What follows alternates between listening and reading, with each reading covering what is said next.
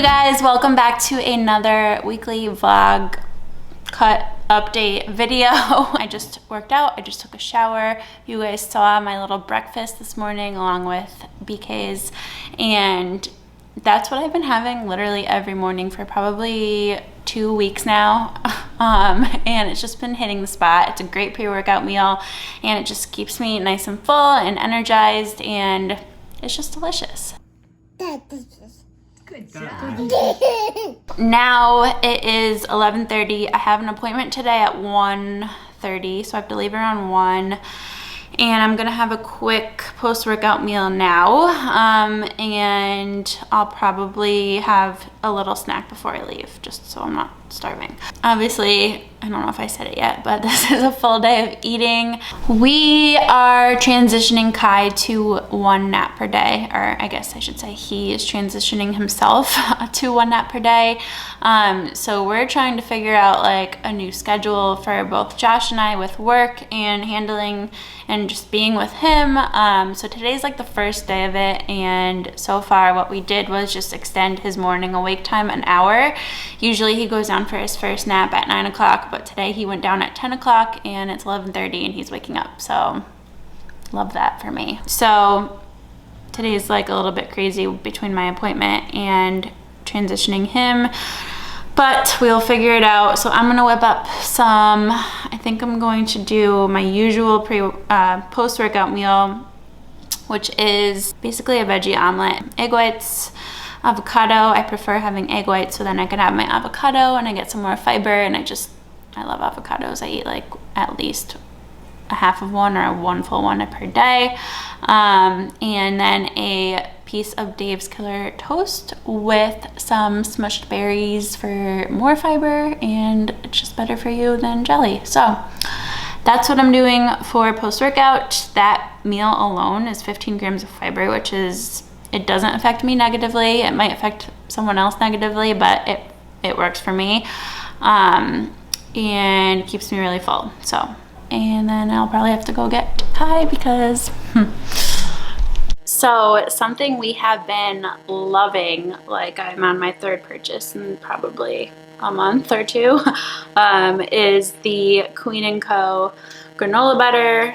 You guys have seen me post about it on Instagram, and it's one of those things where I've been sent a lot of different types of like nut butters and stuff over the years, and they've all just been kind of meh. Like nothing has really jumped out and maybe made me actually want to buy more. So when they sent me these, like they kind of just sat in our cabinet for a little bit, I'm not gonna lie. And then Josh actually was the one who broke into them first, and he was like, you have to try these. So as soon as I took my first bite, we've ordered like at least 12 more jars, but you can find it at some Whole Foods.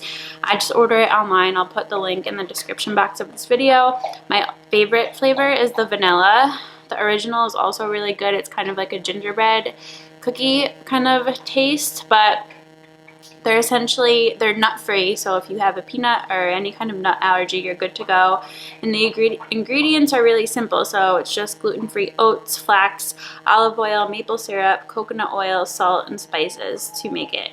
Macros, not terrible either. So for 2 tablespoons, 12 grams of fat, 15 grams of carbs, 4 grams of fiber, and 4 grams of protein. So awesome macros. I put them on rice cakes, I'll put them in oatmeal, I put them on a piece of toast for Kai. We eat them out of the jar. Like, the options are endless. You can put them in a smoothie. So go get yourself some. You will not regret it. They are 100% worth it, and you will be like a lifer. You will order multiple times, I guarantee it. So that's just what I'm gonna have for a snack on 2 lightly salted rice cakes. And yeah, so alright you guys, I just got home. I'm having a little wrap with a side of grapes. So I just have turkey, avocado, and a Laughing Cow cheese inside of that. Kai is eating a cookie. Can you say cookie? Cookie. Cookie. Cookie. Good job. Head for the sun, follow your footsteps, edge of the world, right to your door. Hey you guys, so I hope hope you enjoyed seeing a little visual full day of eating in this video so far.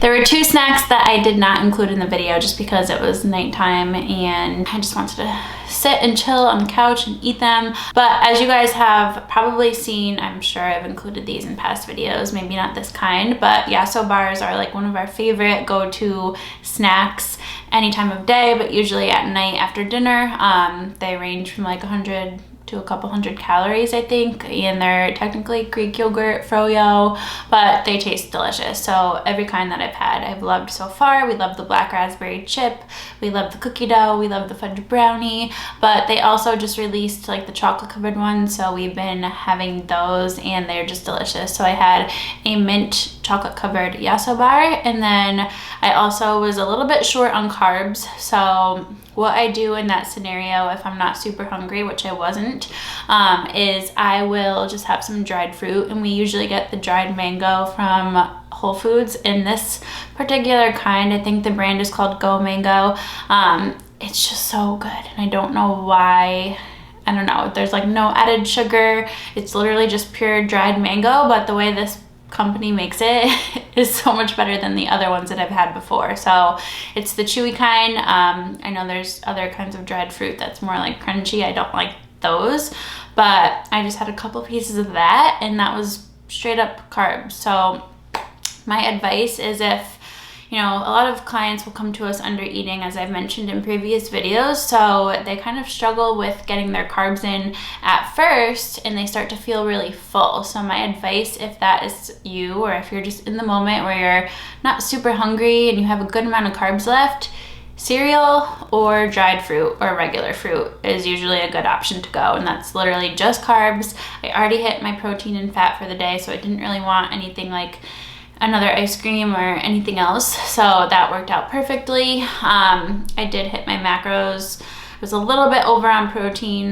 this day by 12 grams, but nothing major. Carbs and fats were spot on, so not a huge deal. So as another little recap, this week was a pretty good week. My new average body weight, so last week from the previous 7 weigh-ins were 132.7, well, around that, and then this week it was 131.2. So making progress. As I've mentioned, I'm not expecting huge jumps week to week, just because 1, I don't want to slash my calories super low, and 2, I don't have that much body fat to lose, so I'm not going to see huge jumps on the scale or anything like that, or even like huge changes over time. But if you guys look from week 1's photos to this week, which in both of these I was on my cycle, which I don't really get super bloated when I'm actually on my cycle and I have my period anymore. It's usually a little bit right before, so I would say normal amounts of bloat in both of these, and there's a pretty significant difference already from just being a month in. So I'm planning on riding out for at least 1 more month, if not another month and a half or another 2 months. We'll kind of see, you know, how the rest of this month goes. But so far, still feeling really good. Energy levels are up. I'm still hitting 7,000 to 10,000 steps per day.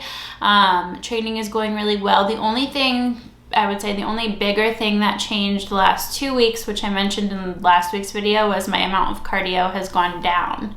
So this is proof that you don't need cardio to see faster fat loss progress. I'm still making great progress, and I actually feel a little bit better this week without having as much, but I do want to make sure that I'm still including that, just because it makes me feel good, heart health, all of those good reasons. But it kind of just worked out the last 2 weeks that we've had a crap ton to do going on, so cardio is the first thing that gets cut, but still making sure I hit those daily steps by the end of the day too, to keep my normal activity level in the normal range for me. So that's kind of where I'm at with that.